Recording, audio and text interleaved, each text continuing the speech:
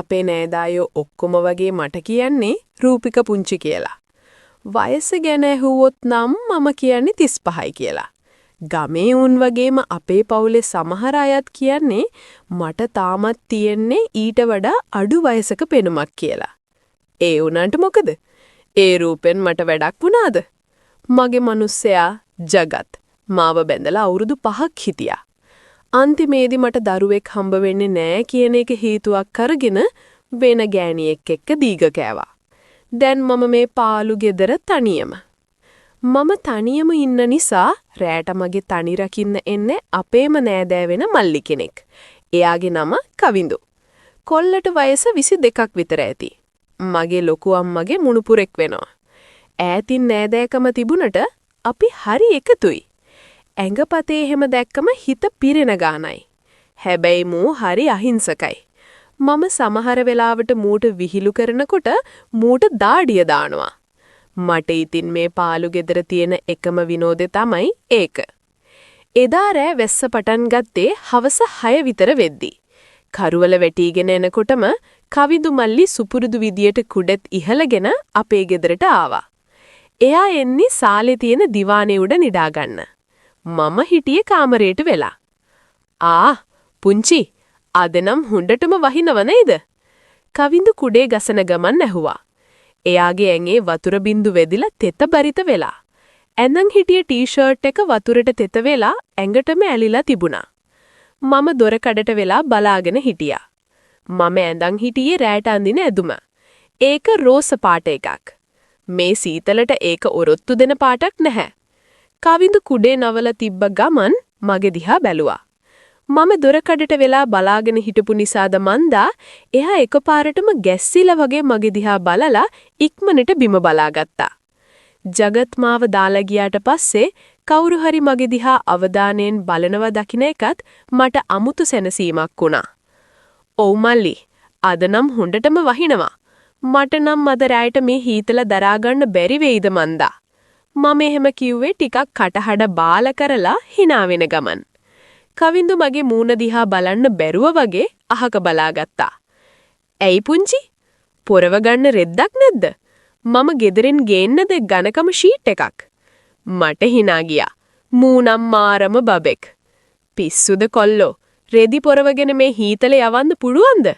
හිතට දැනෙන හීතල යවන්න රෙදි වලට බෑ." මම එහෙම කියලා එයාට ටිකක් කුට්ටු වුණා.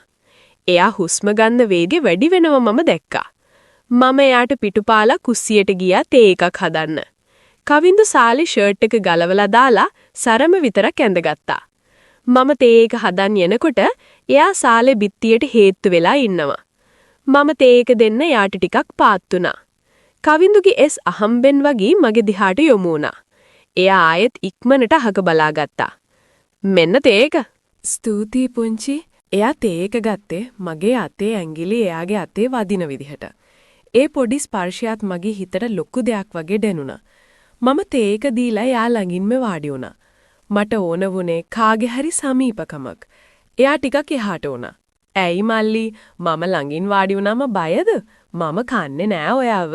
අනික අපි නෑදෑයෝනේ." මම එහෙම කියලා hina වුණා.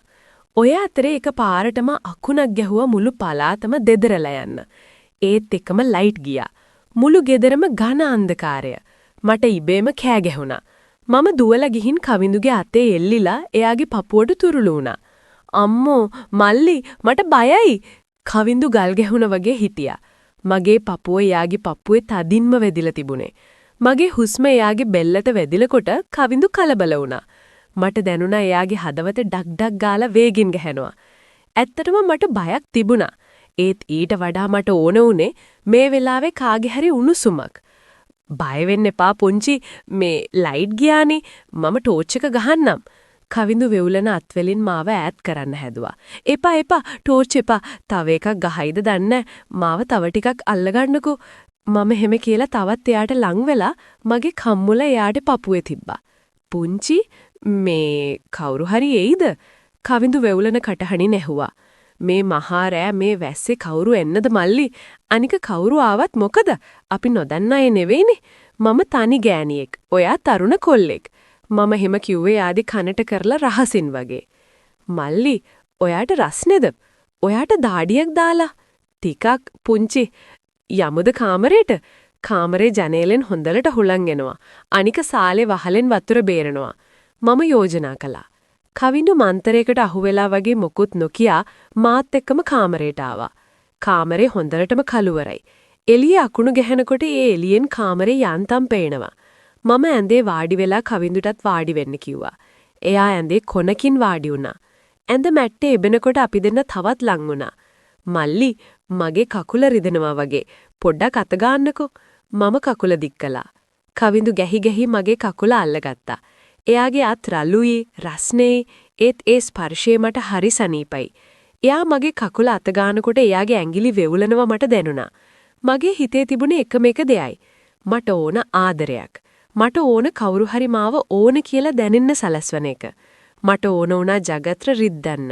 ජගත් මාව එපා කියලා ගියාට මාව ඕන අය මගේම නෑදෑයෝ කවා මට කැමති ආදරෙයි කියලා මගේ හිතටම ඔප්පු කරගන්න මට ඕන වුණා. පුංචිගේ ඇඟ රත් වෙලා වගේ, කවිඳුගේ කටහඬ හිර වෙලා වගේ පිට උනේ. "ඔව් මල්ලි, මට උණ ගැනීගෙන එනවද මන්දා? ඔයාට පුළුවන් ද මගේ නළල පොඩ්ඩක් බලන්න?" කවිඳු එයාගේ මූණ මගේ මූණට ලං කළා. එයාගේ හුස්ම මගේ මූණට වැදුනා. අපි දෙන්න ගොඩාක් ළඟයි. මම S2 පියාගත්තා. මගේ හිතේ තිබුණේ දැන් එයාට තවදුරටත් ඉවසගෙන ඉන්න බැරි වෙයිවි කියලා. දැන් එයා මාව සිපගනීවි කියලා. මම බලාපොරොත්තු වුණේ ඒක. මට ඕන උනේ ඒ මොහොත විතරයි. ඔක්කොම අමතක කරලා මට මම ගෑණියෙක් කියලා දැනෙන්න ඕන වුණා. කවිඳුගේ අත මගේ නළලට තිබ්බා. ඊට පස්සේ එයාගේ අත මගේ කම්මුල දිගේ පහළට ආවා. මං හිතුවා හරි කියලා. මම මගේ අත් දෙකෙන් එයාගේ කර වටේ අල්ලගන්න හැදුවා. පුංචි, කවිඳුගේ කටහඬ එකපාරටම හරිම බරපතල වුණා. එයා ගැස්සිලා වගේ පස්සට වුණා. "ඇයි මල්ලි?" මම ඇස්සරව බැලුවා. අකුණක් ගැහුවා. ඒ එළියෙන් මම දැක්ක කවිඳු මගේ දිහා බලාගෙන ඉන්න විදිහ. එයාගේ ඇස්වල තිබුණේ මම බලාපොරොත්තු වෙච්ච ආලි නෙවි. එතන තිබුණේ වෙනමම කතාවක්. "පුංචි, අඬන්න එපා." එයා එහෙම කියනකම් මම දැනගෙන හිටියේ නෑ මගේ ඇස්වලින් කඳුළු වැටෙනවා කියලා. මං හිතාගෙන හිටියේ මම ඉන්නේ හැංගීම් බර වෙලා කියලා. ඒත් මගේ යටිහිත ඇතුලේ තිබිලා තියෙන්නේ දරා ගන්න බැරි දුකක්. මම අඬන්නේ නෑ මල්ලි. මම බොරුවට hina වෙන්න හැදුවා. "පුංචි බොරු කරන්න එපා. ජගත් අංකල් ගියා කියලා පුංචි ඔච්චරටම තනි වෙලා දින්නේ. ඇයි පුංචි මේ වගේ දේවල් කරන්නේ? මං දන්නවා පුංචි මේ හදන්නේ මොකද්ද කියලා. පුංචිට ඕන මාව ලං කරගන්න. ඒත් පුංචි, මම පුංචිගේ දන්නම කෙනෙක්. මම ආවේ පුංචිගේ තනිය රකින්න මිසක් පුංචිගේ දුකෙන් ප්‍රයෝජන ගන්න නෙවෙයි. පුංචිට ඕනේ මගේ යටිහිත නෙවෙයි. පුංචිට ඕනේ කාගෙන් හරි ආදරයක් විතරයි." කවිඳුගේ වචන ටික හරියට මගේ පපුවට පිහියකින් ඇන්නා වගේ වුණා. මම ගැස්සිලා ගියා. මේ විසිදිකේ කොල්ලා කොහොමද මගේ හිත එච්චරටම කියුවේ? මම හිතුවේ මම එයාට රැඟුමක් රැඟලා එයාව පොළඹව ගන්නවා කියලා. ඒත් එයා දැකලා තියෙන්නේ මගේ ආත්මේ තියෙන හිඩස. එයා මගේ නෑදෑයෙක් විදිහට මගේ ගෞරවය රැක්කා. මම එකපාරටම ඉකි ගහලා අඬන්න ගත්තා. මම කවිඳුගේ පපුවේ ඔළුව ගහගෙන අඬන්න ගත්තා. "ඔව් මල්ලි, මට පාළුයි. මට මැරෙන්න තරම් පාළුයි. ජගත් මාව දාලා ගියා. මට දරුවෙක් නෑ කියලා මාව අයින් කළා. මම රෑ තිස්සේ මේ ගෙදර බිත්ති හතරට මැදි වෙලා පිච්චි ඉන්නේ. මට ඕනේ උන්නේ කවුරු හරි මාව තුරුළු කරගන්නව දකින්න විතරයි. මට සමා වෙන්න මල්ලි. මම නරක ගෑණියෙක්. මම හොද නැති ගෑණියෙක්. මම මගේම අදුරන කෙනෙක්ට..." මම කෑ ගහලා ඇඬුවා. කවිඳු මාව තැදින් බදාගත්තා. හැබැයි ඒකේ කිසිම අතාදහසක් තිබුණේ නැහැ. ඒක හරියට අයියා කෙනෙක් නංගි කෙනෙක්ව එහෙම නැත්තම් පුතෙක් අම්මා කෙනෙක්ව බදා ගන්නවා වගේ ආරක්ෂිත වැළඳ ගැනීමක්. "පුංචි, පිස්සු කේවන්න එපා. පුංචි නරක නැහැ. පුංචි වැරදි නැහැ. වැරදි ජගත් අංකල්. මිනිහෙක්ට පුළුවන් ද මෙච්චර වටින මැණිකක් දාලා යන්න? පුංචි හිතන්න එපා පුංචි තනියම කියලා. මේ මල්ලි ඉන්නෝ පුංචිත් එක්ක. අපි ළඟින් හිතවත් උනාට මම පුංචිට ඉන්නේ දරුවෙක් වගේ. මම මැරෙනකම්ම පුංචිගේ තනිය රකින්නවා. හැබැයි ඒ ජගත් අංකල් හිටපු තැන ඉඳන් නෙවෙයි. පුංචිගේම නෑදෑයෙක්, දරුවෙක් වගේ ඉඳගෙන." එයා මගේ ඔළුව අත ගහුවා. එයාගේ ඇඟිලි මගේ කොණ්ඩේ අතරින් යනකොට මට දැනුනේ මහා මෙරක් තරම් සැනසීමක්. මම හිතුවේ මට ඕන පිරිමියෙක් කියලා. ඒත් මට ඕන වෙලා තිබිලා තියෙන්නේ රැකවරණයක්. "මල්ලි, මම ඔයාට ලංගුනේ වැරදි අදහසකින්. ඔයාට මගේ ගැන පිළිකුල් හිතෙන්නේ නැද්ද?" මම ඇහුවේ මූණ උස්සලා බැලුවේ නැතුව. "මට දුකයි පුංචි ගැන. මේ සමාජයේ ගෑනු තනි වුණාම යාලා දිහා බලන්නේ වපරැහෙන්. පුංචිත් බය වෙලා ඉන්නේ මමත් එහෙම කරයි කියලා. ඒකයි පුංචිම ඉස්සර වෙලා මාව රවට්ට ගන්න හැදුවේ. මම දන්නෝ පුංචිගේ හිත හොඳයි කියලා. අදී ඉඳන් මේ කඳුළු හලන්න එපා. ජගත් අංකල්ට දවසක තේරෙයි යා නැති කරගත්තේ මොනතරම් වටින කෙනෙක්ද කියලා. අපි හැම ගොඩක් වෙලා හිටියා. වැස්ස ටික ටික පාවුණා. මගේ හිතේ තිබුණු කුණාටුවත් එහෙම්මම නිවිලා ගියා. කවින්දු එදා රෑ නිදාගත්තේ මගේ ඇඳේ නෙවෙයි. සුපුරුදු විදිහට සාලේ දිවානේ උඩ. හැබැයි එදා රෑ මට බයක් දැනුනේ නෑ. මට දැනුනේ මගේ ගෙදර යෝධෙක්, මගේප නෑදායෙක් ඉන්නා වගේ. ආරක්ෂාවක්. පහුදා උදේ පාන්දරම මම ඇහැරෙනකොට කවින්දු මිදුල අතු ගන්නවා. මම තේ එකත් හදාගෙන එළියට ගියා. එයා මාව දැක්කම hina වුණා.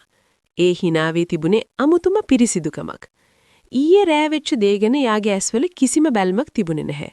තිබුණේ ගෞරවයක් විතරයි. පුංචි නැගිට්ටද? මම බැලුවේ වත්ත ටිකක් සුද්ධ කරන්න කියලා. වැස්සට කොළ හැලිලා. මම තේ එක යාගේ අතට දුන්නා. බොන්න මල්ලි. ඔයා මගේ දරුවෙක් වගේ මාව බලාගත්තට පිං. කවින්දු තේ උගුරක් බීලා මගේ මූණ දිහා බැලුවා. පුංචි මිනිස්සු හිතන්නේ ගෑණියෙක් තනි වුණාම යාට ඕන පිරිමියෙක් විතරයි කියලා. ඒත් මම දන්නවා යාට ඕන විශ්වාසය කියලා.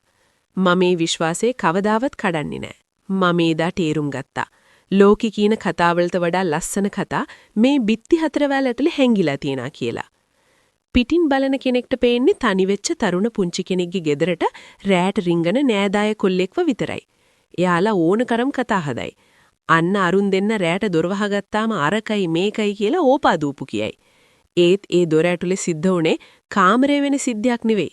හිත ඇතුලේ තිබුණ දුක වේදනාව ගලවලා දාලා මනුස්සකම සහ බැඳීම පොරවගත්ත සිද්ධියක් කියලා දන්නේ මමයි කවින්දුයි විතරයි. එදා ඉඳන් මම ආයේ කවදාවත් කවින්දුට විහිළු කළේ නැහැ. මම එයාට සැලකුවේ මගේම සහෝදරයෙක්ට දරුවෙක්ට වගේ. එයා මගේ තනිය මැකුවා විතරක් නෙවි මගේ ආත්ම ගෞරවයත් රැක්කා. සමාජයට ඕන දෙයක් හිතා ගන්න පුරුවන්. ඒත් ඇත්තම කතාව මේකයි. සමහර වෙලාවට ඒ එන හැඟීම් වලට යටින් තියෙන්නේ කියා ගන්න බැරි වේදනාවක්. ඒක තේරුම් ගන්න පුළුවන් කවිඳුලා වගේ අයට. අදටත් වැස්ස දවසට මට කවිඳුව මතක් වෙනවා. එදා ඒ වැස්ස නැත්තම්, එදා ඒ විදුලිය විසන්දිුනේ නැත්තම් මම කවදාවත් මගේ සැබෑ තත්ත්වයේ තේරුම් ගන්නෑ. සමහර විට මගේ අතින් ලොකු වරදක් වෙන්න තිබුණා. හිතවත්කමත් කැඩෙන්න තිබුණා. ආදරේ කියන්නේ එක එක විදිහේ හැඟීම් වලට. ඒත් ගෞරවය කියන්නේ ආදරයට වඩා උඩින් තියෙන දෙයක්. මට මගේ ජීවිතයේ අහිමි වුණ ආදරය වෙනුවට ඊට වඩා වටින ගෞරවයක් ලැබුණේ ඒ මල්ලිගෙන්.